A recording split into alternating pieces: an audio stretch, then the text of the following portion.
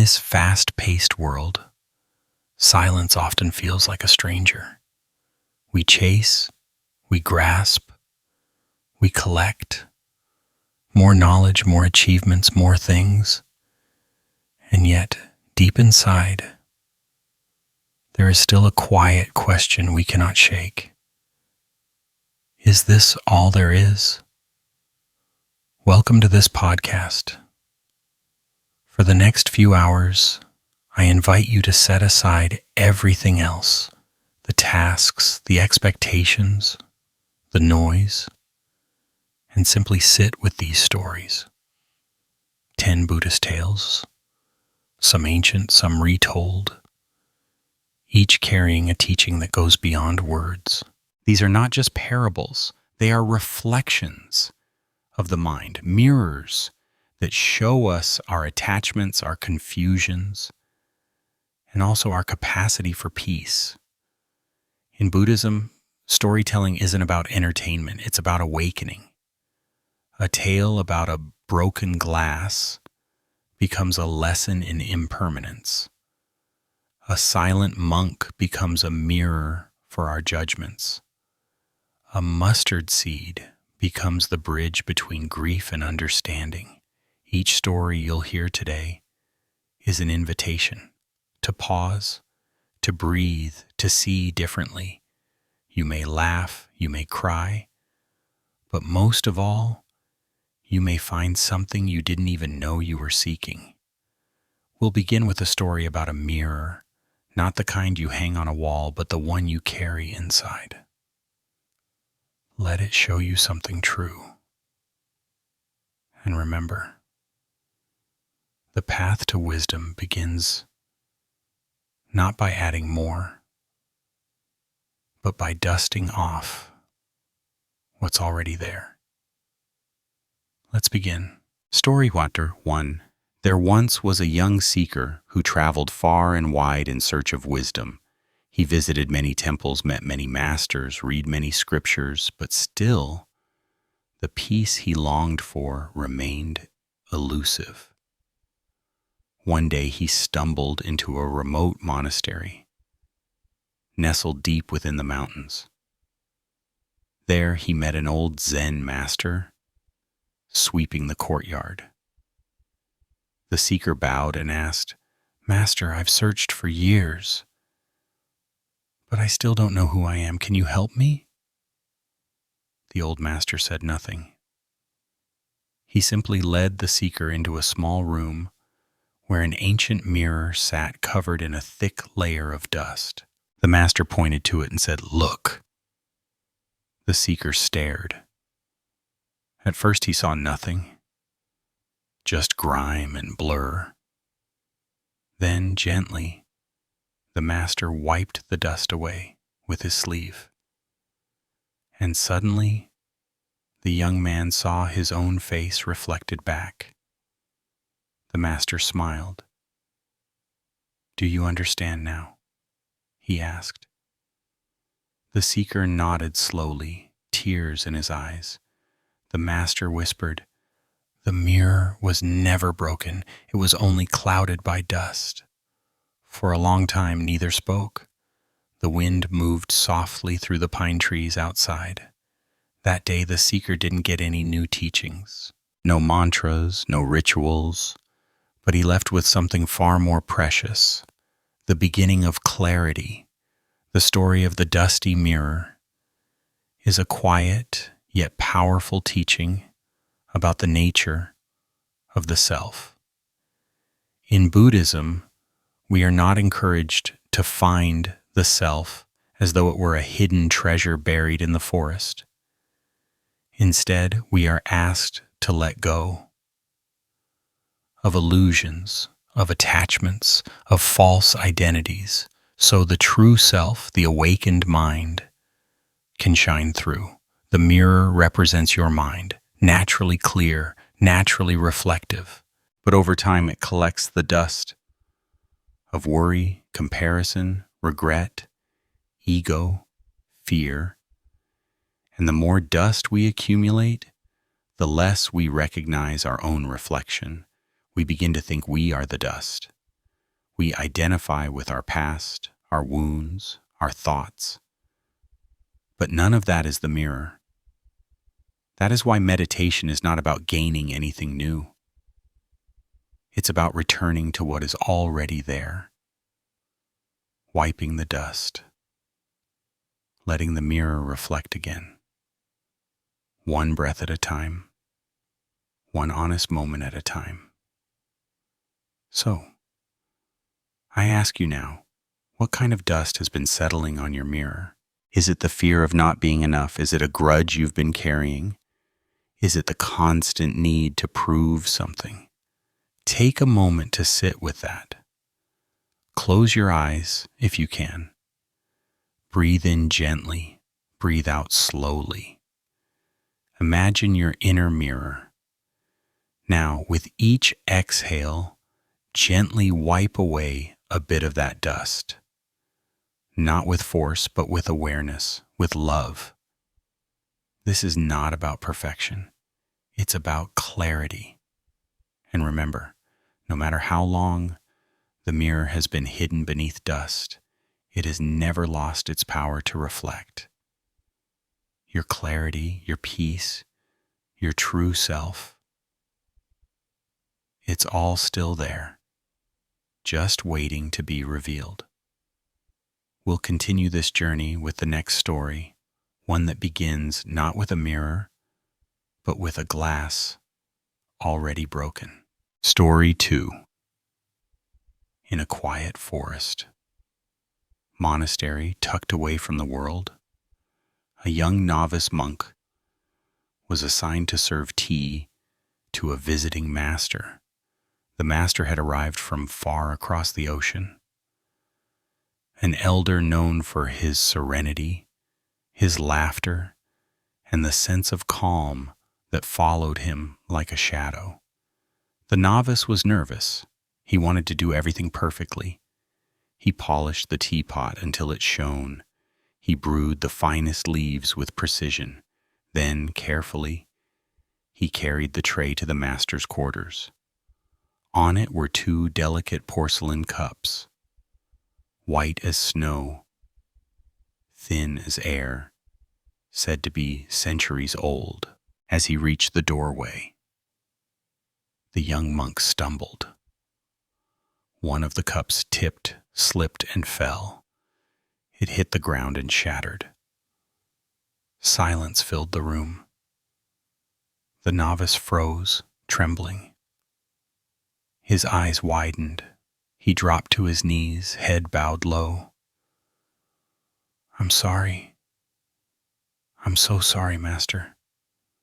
Please forgive me." But the old master only smiled.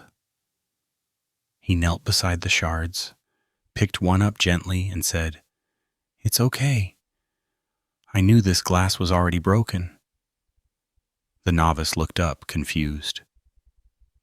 "Already broken?" "Yes," the master said calmly. "When I received this cup years ago, I understood that someday it would break. All things do. So I loved it while it lasted. I admired its beauty while it was whole, but in my mind, it was always already broken. That's why I never clung to it. And now," he let the shard fall back to the ground with a soft clink. "Now that it's gone, I smile because I already said goodbye." That night, the novice couldn't sleep. Not because of guilt, but because of the quiet revolution unfolding in his heart. The idea that the cup was already broken, he couldn't stop thinking about it. It felt sad at first, but the more he sat with it, the more it felt freeing. The story of the broken glass is deceptively simple, but within it lies one of the most powerful teachings of the Buddha, the truth of impermanence. Everything you love, everything you own, everything you are, will one day change, break, fade, or pass away. not because the universe is cruel, but because change is the nature of all things.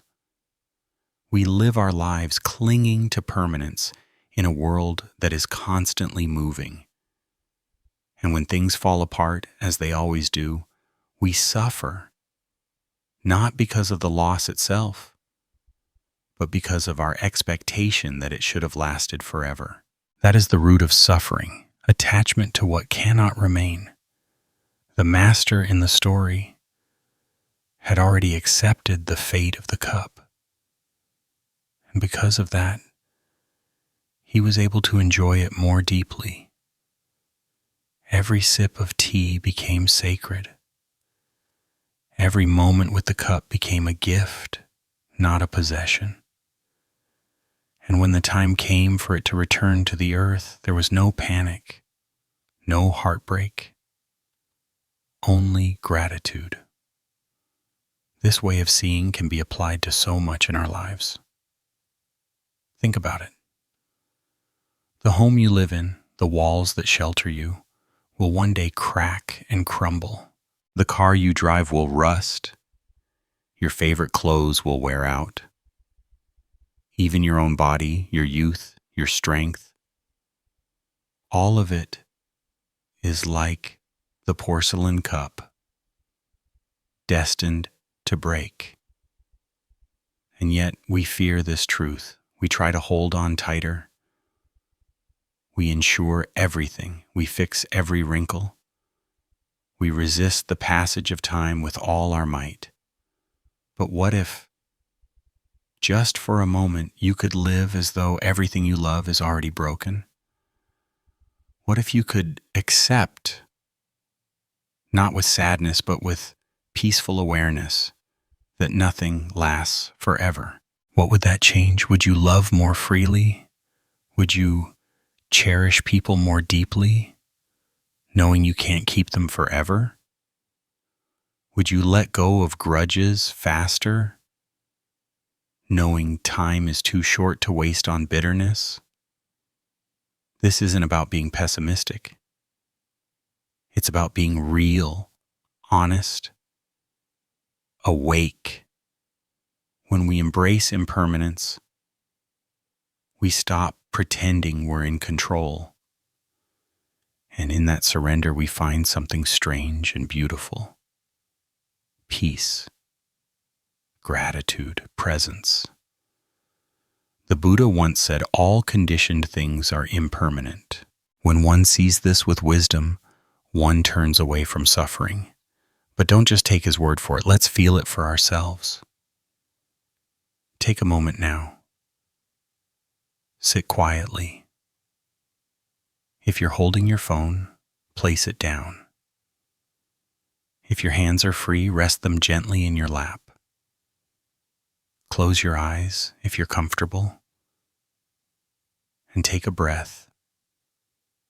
Inhale slowly and exhale. Feel your breath as it rises and falls. Now bring to mind something you care about deeply. A person, a pet, a place. Hold them gently in your heart. And now, without fear, whisper to yourself, this too is already broken. Not to scare yourself, not to mourn, but to awaken. Let that thought remind you to love more fully, to cherish more fiercely, because you know it won't last. And that's exactly why it matters. The beauty of the glass is not in how long it lasts, but in how it shines while it does. In this moment, right here, you are alive, and that is enough. When you open your eyes, notice the world around you, the breath in your lungs, the softness of light, the weight of your body. None of it is guaranteed. All of it is precious. Smile, not because you can keep it, but because you can feel it. As we move on to the next story, remember this. When you understand that the glass is already broken, then you're finally free to enjoy the drink. Story 3.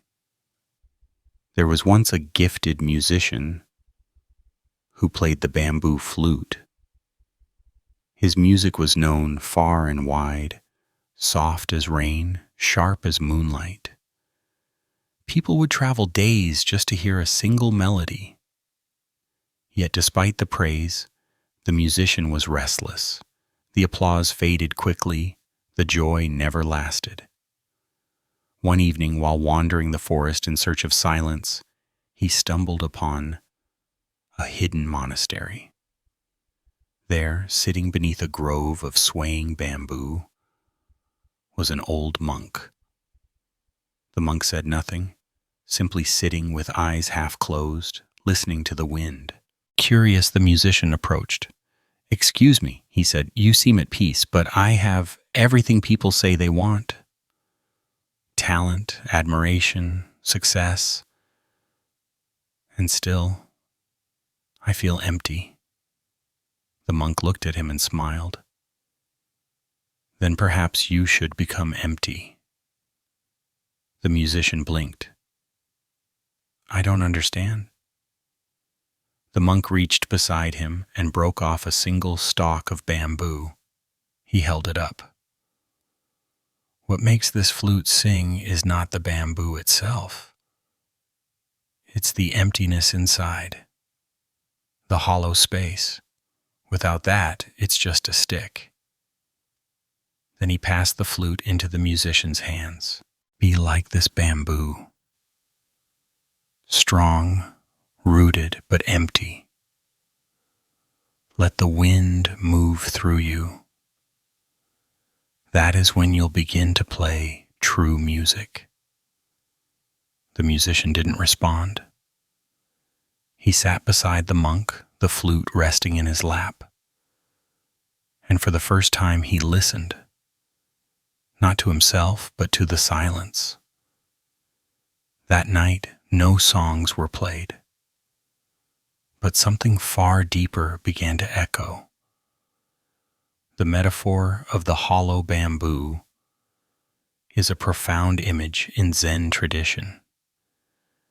It reminds us that we are not meant to be filled with noise, thoughts, identity, ambition, or ego. The true function of a human being is not to contain, but to allow, to be open, to be available to what life wants to express through us. In modern life, we are obsessed with being full of knowledge, full of opinions, full of plans. But in this fullness, we lose our capacity to flow. We become rigid, stuck, and worse, we begin to mistake our content for our nature. We think we are our resume, our pain, our social media, our wounds, our brilliance. But what if, like the bamboo, we were willing to become empty? What would that allow? It would allow peace to pass through, creativity, compassion, joy, presence. The flute does not cling to the wind. It lets it pass. And in doing so, it makes music. The same is true for us. When we let go of the idea of me, we become a vessel for something greater. Call it the Tao, call it Buddha nature, call it stillness. But it cannot move through a self that is clogged with ego. The bamboo bends with the wind, not because it is weak, but because it is wise. In our culture, we are taught to be solid, defined, always certain. But certainty blocks insight, rigidity breaks under pressure, And the more we try to be something fixed, the less we are able to change. And yet, change is life. Being hollow does not mean being void of value. Quite the opposite. It means being ready, available, humble, real. The musician in the story had mastered technique, but he had not yet mastered emptiness. And without emptiness, there is no art, only noise. The same is true in meditation. When we first sit down, our minds are filled. Thoughts race, emotions swirl. We try to grasp or control the silence. But eventually, if we're patient, something soft happens. We become the bamboo, hollow. And in that space, the true music of life begins. You don't need to understand this with your mind. Just feel it. Let's try. Wherever you are, close your eyes gently. Sit tall, like a bamboo stalk, rooted but not rigid. Bring your attention to your breath. Inhale slowly and exhale gently. Imagine your body as a hollow tube. From the crown of your head to the soles of your feet, there is space, spaciousness, lightness. You are not thoughts. You are not tension. You are the space through which breath flows, through which sound flows, through which awareness flows. Inhale, space. Exhale, space. You don't have to hold anything. You don't have to be anyone. Just like the flute, your only task is to allow the wind to move. And when it does, there is music. Let this become your practice. In life, when things feel stuck or loud or heavy, return to this image. Be the hollow bamboo. Be the space, not the stuff. And you'll be surprised how clearly life begins to sing through you. Before we move to the next story, ask yourself, where in your life are you too full? What can you release today, even just a little, to make space for stillness, for beauty, for truth? Emptiness is not nothingness. Emptiness is freedom. The freedom to be fully alive, the freedom to let go, the freedom to hear the wind move through your soul and become music. Story 4. There was once a man who rarely spoke. He lived in a small village where gossip danced on every street corner and opinions flowed as freely as the river. But this man, he kept to himself. He worked the fields during the day, lit a single candle in the evening, and spent long hours sitting by the stream that bordered the village. He never raised his voice, never argued, never interrupted. Some villagers thought him wise. Others thought him strange. Over time, curiosity turned to judgment. Who does he think he is? They whispered. Too good to speak with the rest of us? Children would mock him when he passed. Young men would imitate his silence with dramatic stares. Even the elders, once neutral, began to grow irritated. Speak, man, they demanded one evening in the town square. Why are you always so quiet? Do you think you're better than us? The man looked at them gently. His eyes were calm, not defiant. He opened his mouth, but then closed it again, and slowly walked away. That night, the villagers laughed. "He has no answers," they said, "a coward hiding in silence." Days passed. Weeks. Then one day, a great fire broke out in a neighboring town. Flames devoured the fields. Smoke clouded the skies. Refugees fled in all directions, and some arrived at the silent man's village. One among them was an elderly monk. Weak from smoke and travel, he asked to be taken to the wisest person in the village. The villagers proudly brought him to their mayor. But the monk shook his head. "No," he said, "I heard of someone else, a man who speaks little, but listens much." The villagers exchanged confused glances. "You mean the silent one?" The monk nodded. "Yes, I met a wandering teacher long ago who said, 'True wisdom often wraps itself in silence.' I've come to hear what that silence holds." They brought the monk to the silent man, who offered him tea, and for the first time in many years, the man spoke. Just a few words, but it was enough. Later, the monk told the village, "His silence is not emptiness, it is space. Room for truth to land, room for ego to dissolve." And from that day on, no one mocked him again. In fact, slowly, others began to sit by the stream as he once did, listening, watching, learning the language beneath words. The story of the man mocked for his silence reminds us that we live in a world addicted to noise, not just external noise, music, alerts, news, but internal noise.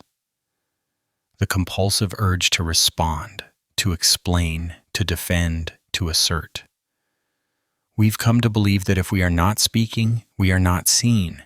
If we are not expressing, we are not valid.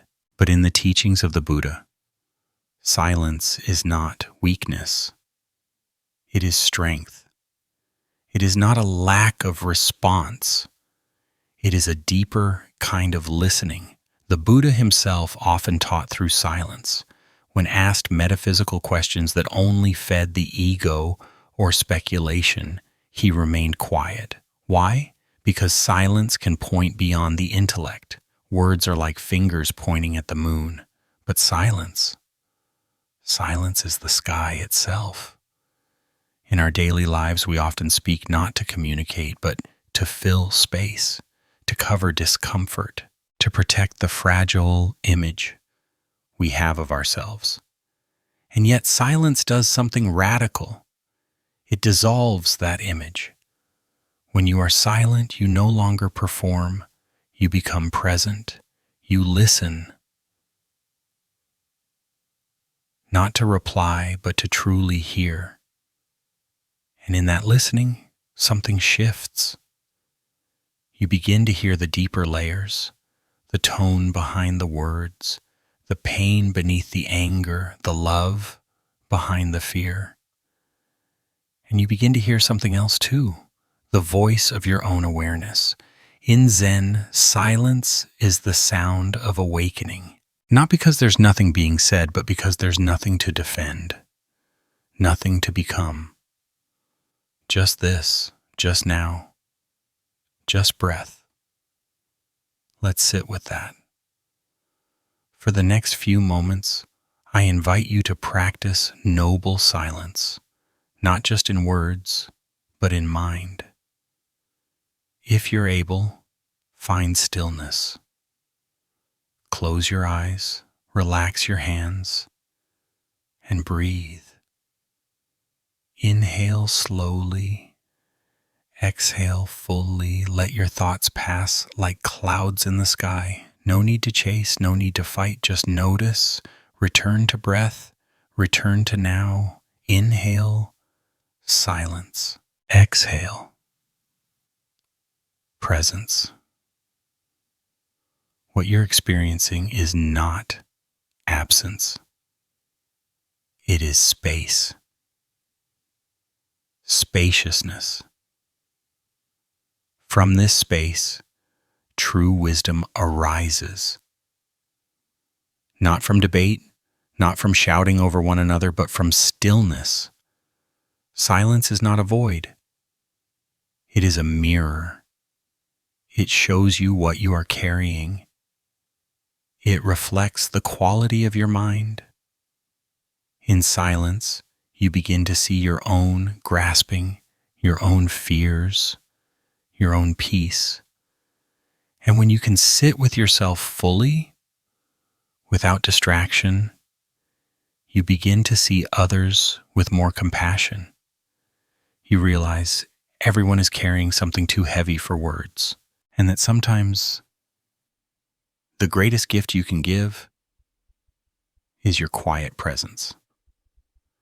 So next time you feel the urge to fill a conversation with more, pause. Ask yourself, am I speaking from fear or from clarity? And if clarity has not yet arrived, then wait. Let silence do its work. As we move forward in this journey, remember the man by the stream. His silence was his strength. And in a world full of noise, those who can listen, truly listen, are often the ones who heal. Story 5.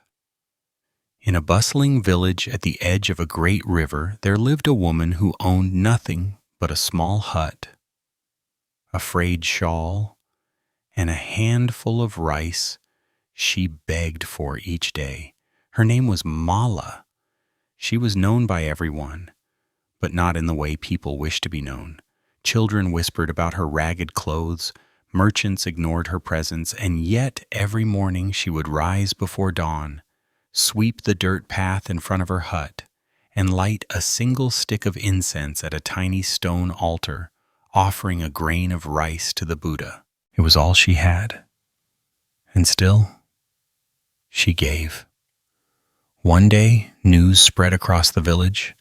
A famous monk was passing through and would deliver a sermon under the Bodhi tree. People rushed to prepare elaborate offerings, golden garlands, bowls of fresh fruit, bags of silver. Even the mayor planned to donate silk robes and fine tea. Mala watched from afar, her shawl wrapped tightly around her shoulders. She looked at the single grain of rice in her hand, and for the first time she felt small, unworthy. Who am I, she thought, to bring anything before such a holy man? But something stirred in her heart, a quiet voice. This is not about what you give, it said. It is about how you give. So Mala walked slowly to the tree. She waited until the others had placed their offerings, and then, trembling, she placed a single grain of rice in a small clay cup at the edge of the altar. The monk, who had been seated in meditation, opened his eyes. He stood, walked silently to Mala's cup, and bowed deeply. The crowd gasped. The mayor stepped forward. Reverend, with all due respect, that is a beggar woman. Her offering is worth nothing. The monk looked at him with steady eyes. On the contrary, he said, her offering is worth everything. She gave all that she had, with a heart free of pride, free of expectation. She gave not from abundance, but from devotion. He held up the cup. One grain of rice offered with pure intention outweighs a card of gold given for recognition. The square fell silent. Mala lowered her head, tears slipping down her cheeks. But for the first time in her life, she did not feel invisible. She felt seen, not by the crowd, but by something greater. The story of Mala and her offering speaks directly to one of the deepest truths in Buddhist teaching, the power of intention. In the Dhammapada, it is written, "Mind precedes all things. With our thoughts, we make the world." This applies not only to our actions, but to our giving. In our modern world, giving is often transactional. We give because we expect return. We donate for the tax write-off. We help others so we can feel good or be seen or be praised. But true giving, the kind that liberates both giver and receiver, comes from the heart, not the hand. It is not about quantity. It is about quality. The Buddha taught that generosity is the first step on the path to awakening. Not because of what it provides, but because of what it removes: greed, clinging, ego. When we give freely, we loosen the grip of self. We dissolve the illusion that anything truly belongs to us, and in doing so, we open space. Space for compassion, space for joy, space for liberation. Mala gave 1 grain of rice, and it was enough, because it was given without calculation, without fear, without demand. Ask yourself, when was the last time you gave something? Not just money, but time, attention, kindness, without expecting anything in return. When was the last time you gave with your whole heart? We often believe we need more in order to give. When I'm richer, I'll help. When I'm stable, I'll serve.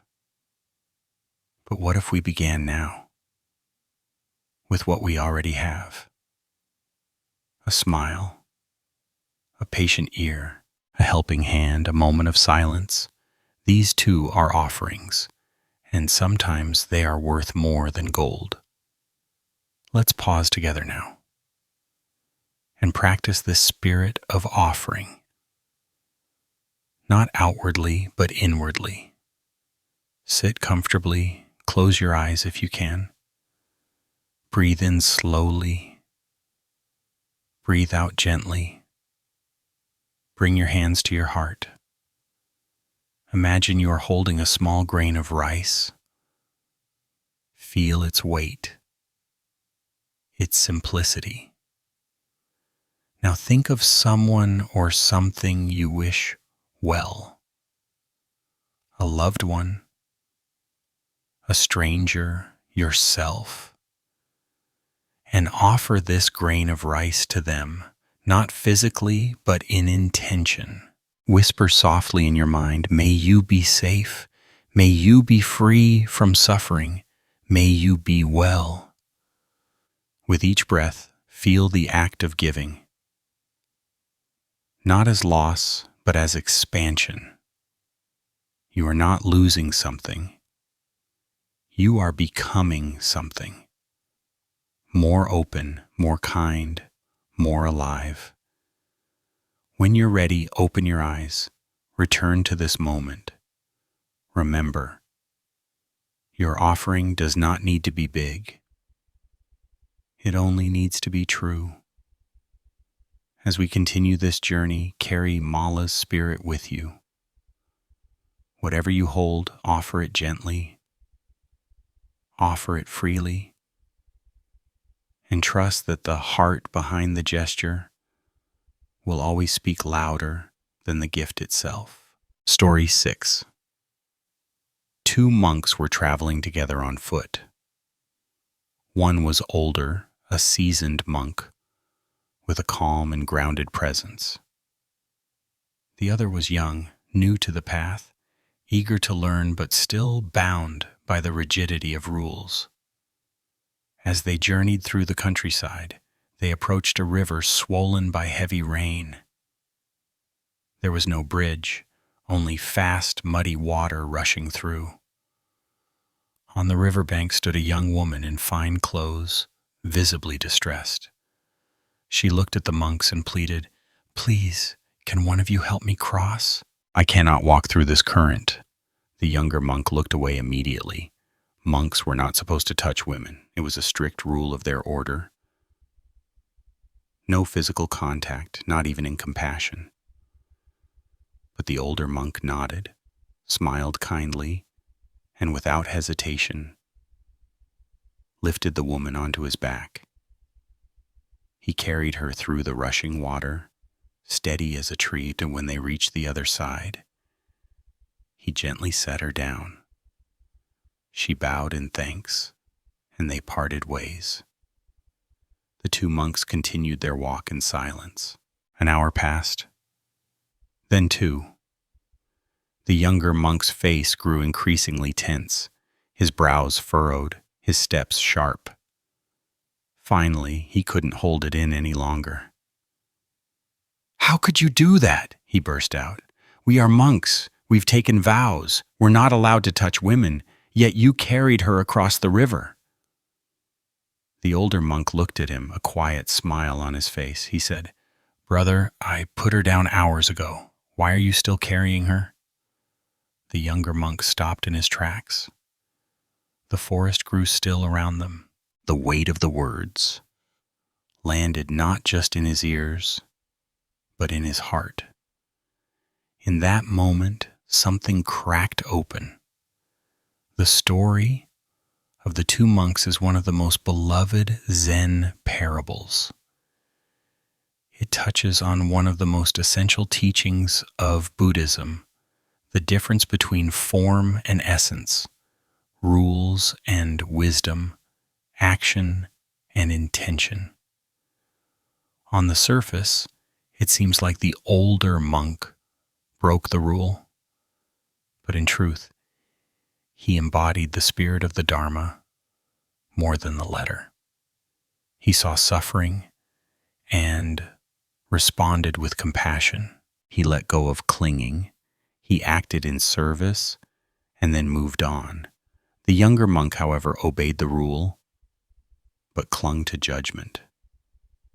He carried resentment, not a woman, and in doing so, he suffered.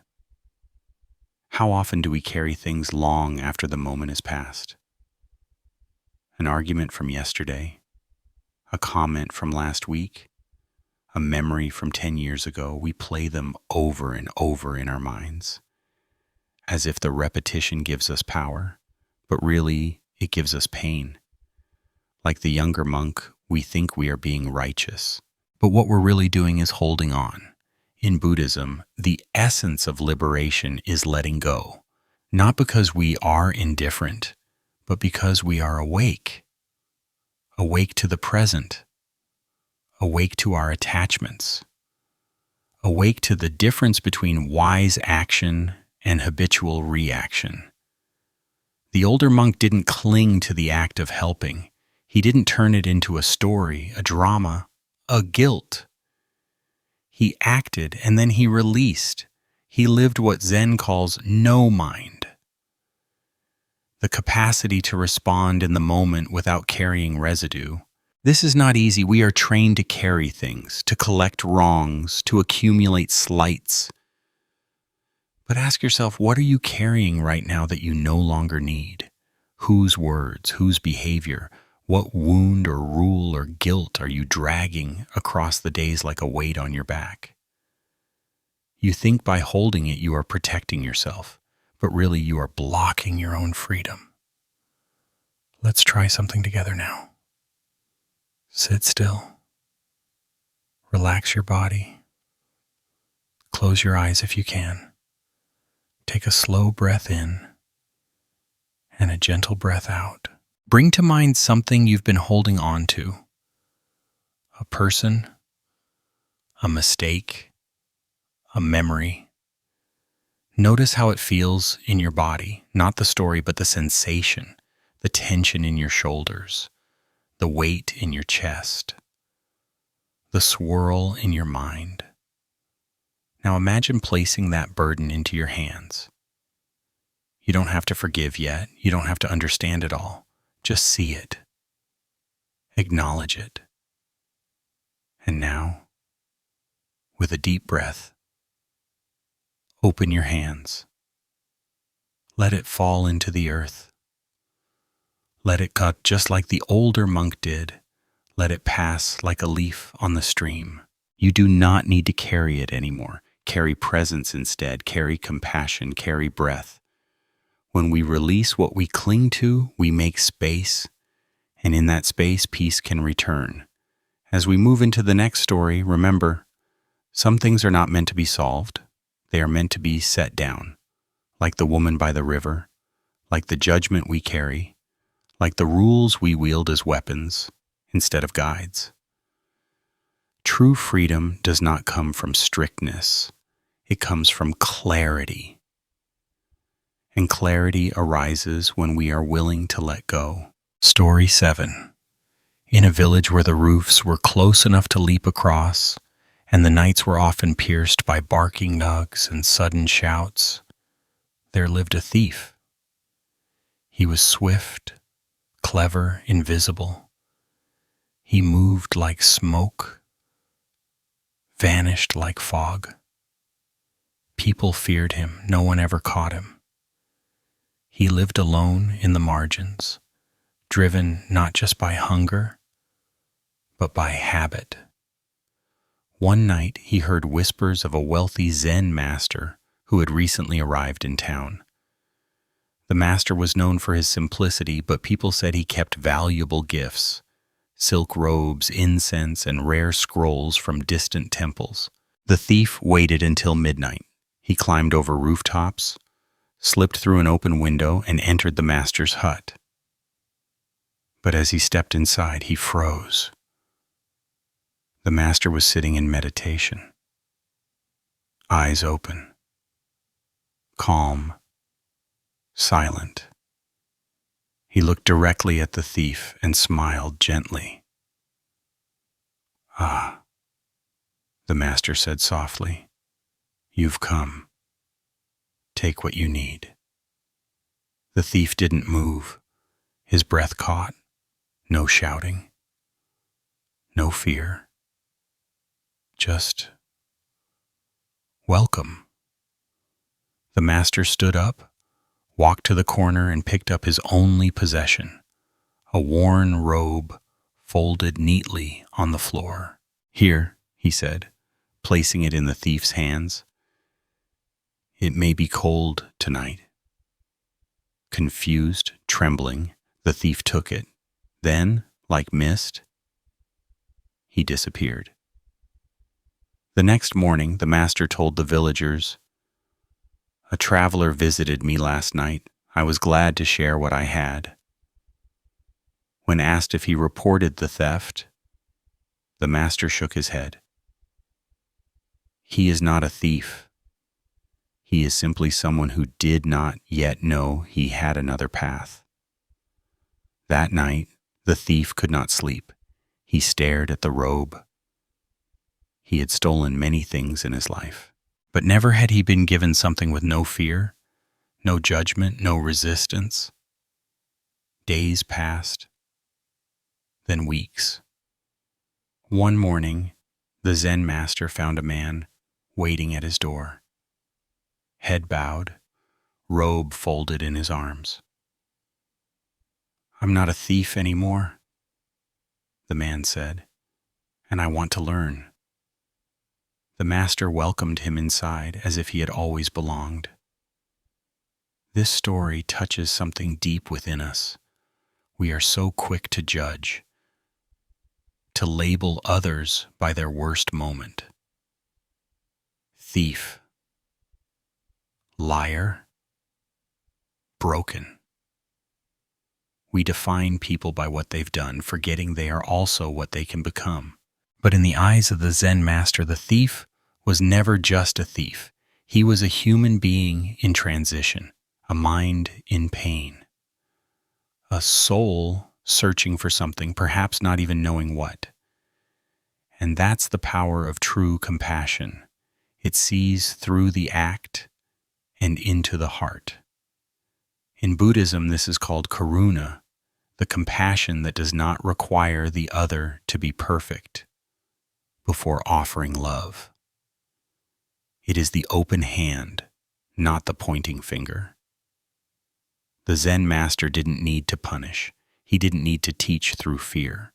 His stillness, his freedom from attachment, from ego, was the real teaching, and it landed deeper than any sermon ever could. We often think we need to fight darkness with more darkness, but the Master showed another way. Light does not shout at the dark. It simply shines, and in that light the lost begin to see. There is another lesson here about letting go. The Master had only a few possessions, and even those he was willing to release without hesitation. Why? Because he understood. Nothing belongs to us. Not really. We are caretakers for a moment. When it's time to let go, the wise do not resist. When we stop clinging, we stop fearing. And when we stop fearing, we stop needing to defend. That's where real strength lives. The thief expected resistance. What he received was peace, and that peace disarmed him. The robe was not just cloth, it was an offering, a mirror, a moment of truth, one he could not forget. Ask yourself, in your own life, where have you been the thief? Where have you taken or blamed or run? Because you felt unseen, unloved, unforgiven. And where have you been the master, calm, generous, spacious, offering someone else the one thing they didn't know they needed? Grace. Both roles exist within us. We are all sometimes afraid. We are all sometimes capable of great stillness. Let's practice stepping into the space of the master, not the robe, not the title, but the heart. Sit quietly. Close your eyes. Inhale and exhale. Bring to mind someone who has hurt you. Not the worst harm, just someone you've quietly judged. Someone you've mentally labeled. And now imagine them in front of you, not as their act, but as their essence. A child of life, a person lost, a being longing for peace. Say in your heart, even if you don't fully feel it, you are not your mistake. You are capable of change. May you find your way. This is not for them. This is for you. To release the need to judge, to begin again. And if someday someone enters your life with shadows in their heart, may you meet them like the Zen master, not with fear, but with an open door. Story 8. Her name was Kisa Gotami. She lived in a modest village surrounded by fields and trees that danced gently with the seasons. Her life, though simple, was full. She married young, bore a beautiful child, and poured every ounce of her love into him. He was her light, her breath, her purpose. But as life often reminds us, nothing is immune to change. One morning her child fell ill. At first it was a small fever, then a cough, then a silence that would not lift. Within days he was gone. A stillness she could not understand settled into her home. Her arms ached to hold him. Her eyes refused to believe. Her mind shattered under the weight of grief. She carried his body in her arms and wandered from door to door, begging the villagers, "Please, my child is sick. Please, give me medicine to make him well again." They looked at her with sorrow, some with pity, others with fear. They whispered, "She has lost her mind." But her feet did not stop. Her hope, desperate and wild, refused to die. Finally, someone said, "There is one who may help, the Buddha. Go to him." She found him seated beneath a tree, radiating a peace she had never known. She fell to his feet. "Please, Master," she cried. "My son, he's ill. You are said to have great powers. Give me a medicine to bring him back." The Buddha looked at her gently, without judgment. "I will help you," he said. "But first you must bring me one thing, a handful of mustard seeds." Her eyes lit up. "Yes, of course, I can do that." "There is one condition," the Buddha continued. "The seeds must come from a household that has never experienced death. Not a parent, not a child, not a friend, not a servant. A home untouched by loss." She nodded and ran. From house to house she went, asking for mustard seeds. Every family was willing to give. But when she asked, "Has anyone here died?" the answer was always the same. A father, a daughter, a wife, a brother, again and again, door after door. By evening, her clothes were covered in dust, her feet cracked from walking. Her arms, once clinging to her son's body, were now empty. But her eyes had changed. Slowly she returned to the Buddha. No seeds in hand, only understanding.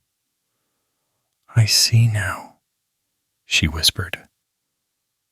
"Death has touched every house. Mine is not the only suffering." The Buddha nodded.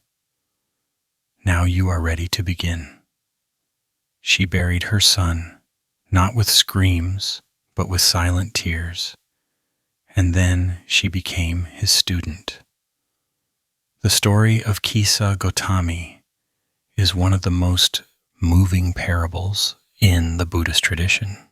It is not just about death, it is about grief, about how pain narrows our vision until we believe we are alone in our sorrow. But when we step outside ourselves, when we walk to the houses of others, we begin to see suffering is not a mistake. It is part of the fabric of life.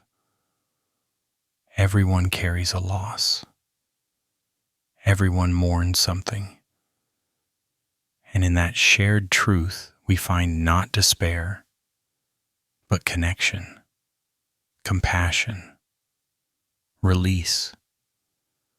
The Buddha did not try to erase her pain. He guided her through it, step by step, from delusion to seeing, from isolation to shared humanity. This is the middle path, not denial, not indulgence, but understanding. In our modern world, we are often told to move on, to be strong, to stay positive. But real strength is not in suppression. It is in presence, in turning toward our pain with gentle honesty, in seeing it not as a failure, but as a teacher. The mustard seed in this story becomes a symbol, not of healing her child, but of healing her own heart. She saw the truth. Death is not personal. It is not a punishment. It is a part of all things that arise and fall. When we understand this, not just with the mind, but with the heart, we no longer resist the turning of life's wheel. We move with it, not as victims, but as witnesses. Let's take a moment to feel into this. Sit comfortably. Allow your breath to slow. Close your eyes gently. Think of a loss you have carried. A person. A version of yourself. A dream. Feel it in your body. Where does it live? In your chest, your throat, your belly? Now imagine walking house to house like Kisa Gotami. Each door you knock, another soul says, "Yes, I too have known loss." Let that truth surround you, not to overwhelm, but to soothe. You are not alone. You never were. Breathe into that. Inhale. Community. Exhale. Surrender. Say softly, "This too is part of life. I let it flow through me." When we stop asking, "Why me?" and begin asking, "What can this teach me?" we begin to heal. The mustard seed was never meant to bring her son back. It was meant to bring her back to life. As we continue our journey, carry this insight gently. You are not broken for feeling grief. You are human. And through that humanness, the lotus of wisdom begins to bloom. Story 9. In a quiet village nestled between the hills, there lived a family of 3 generations.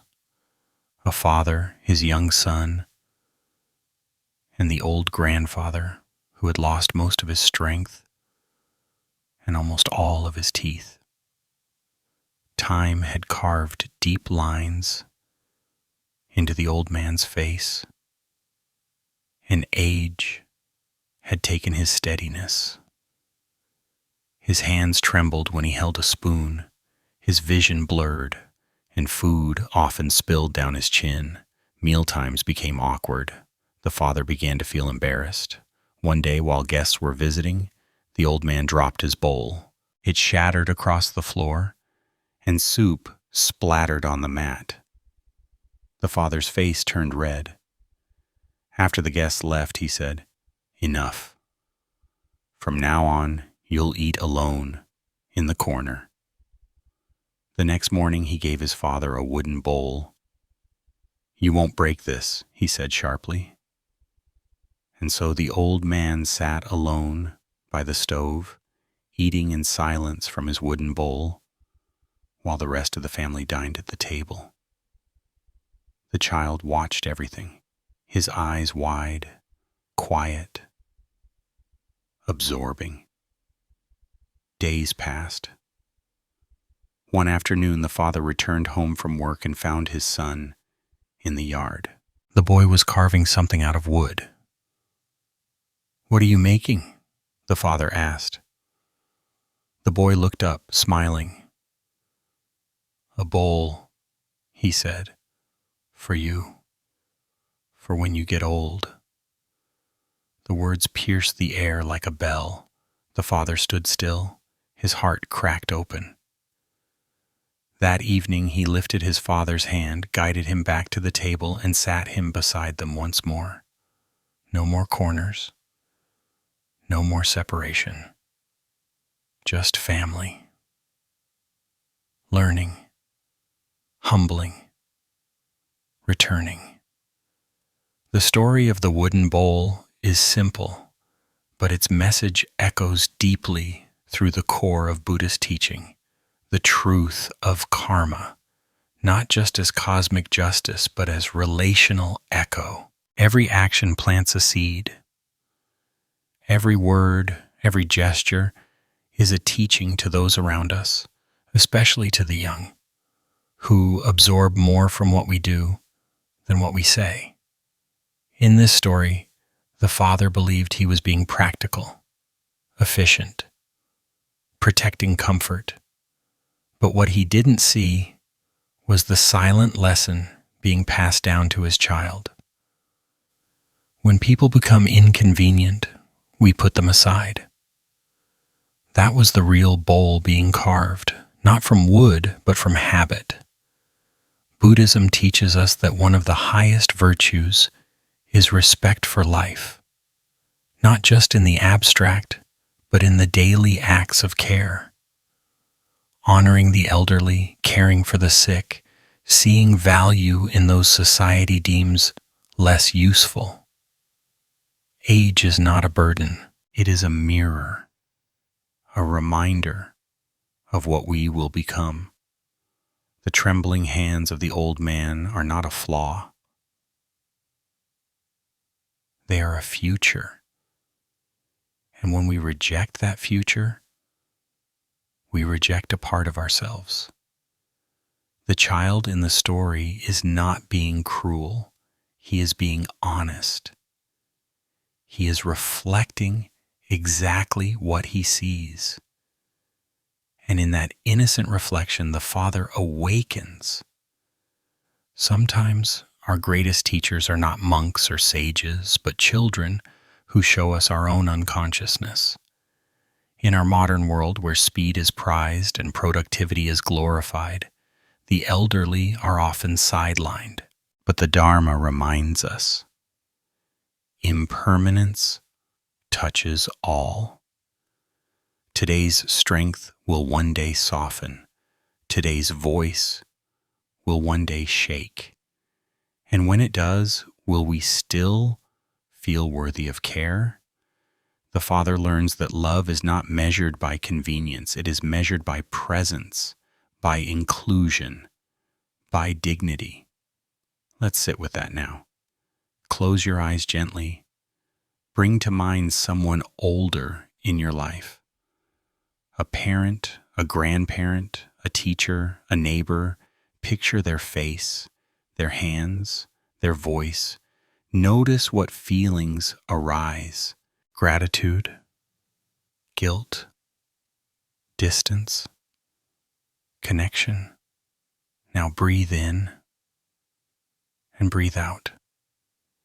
Say softly in your heart, may you be honored, may you be safe, may you be seen. If they are still alive, consider calling them today. If they have passed, offer a silent bow in your heart. These small acts, they matter, just like the small bowl mattered. The wooden bowl is not just a story about age. It's a story about awareness, about seeing the unconscious patterns we pass on, and choosing, consciously, to end them. As we move to the final story in this journey, remember, the way you treat others is the legacy you leave. The future is always watching. Let it learn kindness. Story 10. There were once two close friends who grew up in the same village. They studied together, worked together, laughed under the same stars, and walked the same dusty roads as children. One was soft-spoken, thoughtful. The other, charming, the kind of person who could talk his way out of anything. As they entered adulthood, their paths diverged. One remained in the village, content to live a quiet life, cultivating land and caring for his family. The other, seeking more, moved to the city, and in time found himself entangled in risky dealings and questionable people. Years passed. Then one evening, Long after sunset, the man from the city returned, ragged, panicked, desperate. He burst into his old friend's home and said, "They're coming for me. I was betrayed. If they find me, I'll be imprisoned, or worse." Without a word, the quiet friend stood up, gave him food, washed his wounds, and offered him a place to sleep. The next morning, soldiers arrived. "We are looking for a fugitive," they said. The quiet man looked them in the eye and said, "He's not here." They searched, found nothing, left. The fugitive friend fell to his knees. "You risked everything for me," he whispered. "Why?" His friend replied, "Because in your time of peace, you never asked for proof of my loyalty. And now that you're in crisis, I will not ask for proof of your worth." Years later, when both men were old, one of them, a monk by then, shared the story with his students. "Friendship," he said, "is not tested by comfort. It is revealed in crisis. When the world turns away, a true friend turns closer." In Buddhism, friendship is considered one of the 4 heavenly abodes: metta, loving kindness; karuna, compassion; mudita, sympathetic joy; and upekkha, equanimity. True friendship is rooted not in shared pleasure, but in shared presence. Not in how someone benefits us, but in how they show up when it matters most. In times of suffering, confusion, or despair, the presence of someone who sees you without judgment, without agenda, is a refuge. In the Kalama Sutta, the Buddha speaks of wise friends as one of the key foundations of the path. Find those who support your awakening, who speak the truth with gentleness, who stand by you in clarity and in confusion. We often surround ourselves with people based on convenience, proximity, or entertainment, but true friendship transcends circumstance. It is not about how often you speak, but how deeply you see each other. And when crisis comes, it is not about fixing. It is about staying. The quiet man in the story did not need an explanation. He did not ask if his friend deserved help. He simply gave it. Because his love was not conditional. It was grounded in something deeper: understanding. He saw his friend's pain, not his mistake. He responded not with blame, but with presence. Ask yourself, who in your life has stood by you, not just when you were shining, but when you were struggling? Who looked at your broken pieces and stayed? And in turn, who have you stood by? Who have you supported? Not because they were right, but because they were human. In crisis, the ego wants to withdraw, to protect, to judge. But the awakened heart leans in. It holds steady. It becomes the anchor in someone else's storm. Let's take a moment now to honor those friendships. Sit still. Breathe deeply. Close your eyes. Bring to mind someone who has walked with you in darkness. Picture their face, their voice, their warmth. Feel gratitude. Let it rise from your chest like a soft flame. Whisper silently, "Thank you for staying, for seeing me when I couldn't see myself." Now think of someone in your life who may be in crisis now. A friend who is silent, a family member who seems distant, a soul who may be carrying too much. Without needing to fix them, can you send your presence? Just presence. Inhale, send peace. Exhale, let go. Say to them, I'm here, you're not alone. This is the gift of friendship. Not solving, but seeing, not rescuing, but remaining. When we walk this path of Dharma, we often think of solitude, of caves, of meditation halls. But the Buddha also taught the beauty of Kalyana Mittata, spiritual friendship, companions who walk with us, who remind us of who we are when we forget, who share silence, laughter, and tears. As we conclude this journey through 10 stories, remember this: no one walks alone. Somewhere out there, someone has touched your life, and you have touched someone's. Be that presence, that stillness, that quiet hand on a shaking shoulder. Crisis does not reveal weakness, it reveals truth. And in that truth, true friendship shines, bright and unwavering. And now, we return to silence. After 2 hours together, after 10 stories woven with insight, compassion, and truth,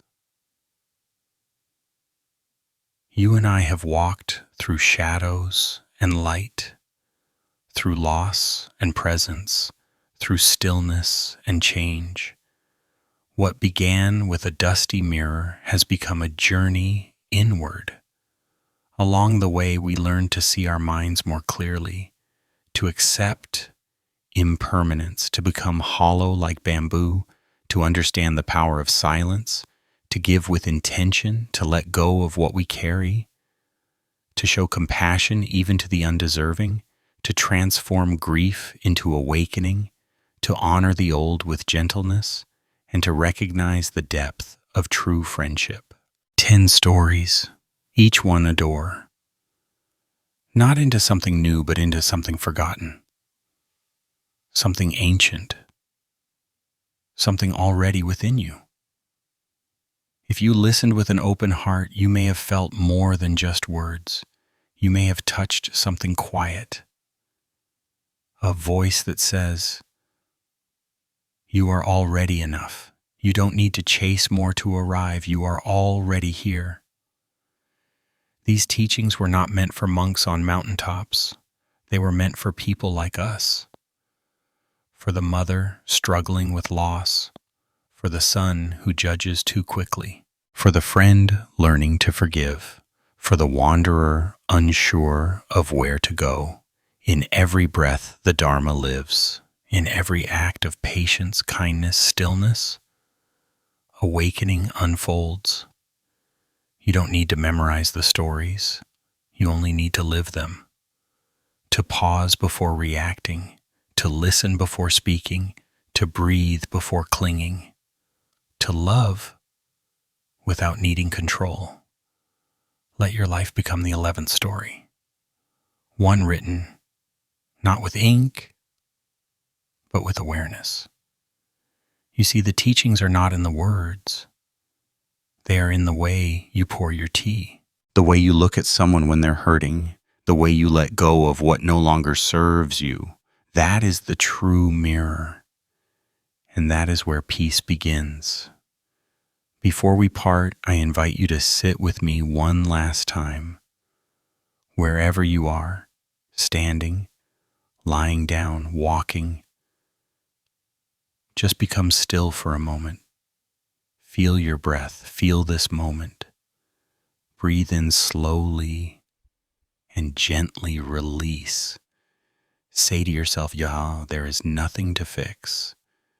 There is only to see clearly, to live gently, to love wisely." Now send a silent blessing to someone in your life, someone close or someone distant. Whisper in your heart, may you be free from suffering. May you be well. May you know peace. And now send that same blessing to yourself. You are worthy. You are growing. You are enough. Right now, just as you are. If this podcast brought you even a flicker of peace, please consider sharing it. Someone you know may need just one story, one reminder, one moment of stillness. And if you ever feel lost again, remember, you can always return to breathe, to silence, to the teachings. They are never far, just one breath away. Thank you for being here. Thank you for listening, not just with your ears, but with your spirit. Until next time, may you walk with lightness, love with presence, and rest in the stillness that has always been yours.